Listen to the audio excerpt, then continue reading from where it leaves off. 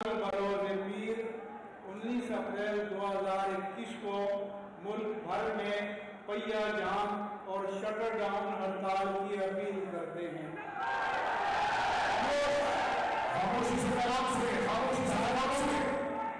ताजरों और ट्रांसपोर्टर्स से उम्मीद है कि वो ताउन करेंगे और सनतकारों और कारोबारी हजरात से अपील मुतालबा है कि स्टॉक एक्सचेंज को भी कल बंद रखा जाए।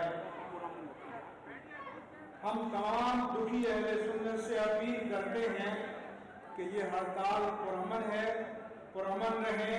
ये मुल्क हमारा है, किसी और से ज़्यादा इसकी सलामती हमें अजीज है। चादर और चार दीवारी और जान और माल की हुर्मत का एहतराम किया जाए और निजी और सरकारी अमलाक को नुकसान न पहुँचाया जाए। आखिर में मैं बाइख्तियार और अहले इख्तिदार से मुतालबा करता हूँ कि जो कुछ मैंने बयान किया है ये शुहदा और ज़ख्मियों के जज्बात की तर्जुमानी है।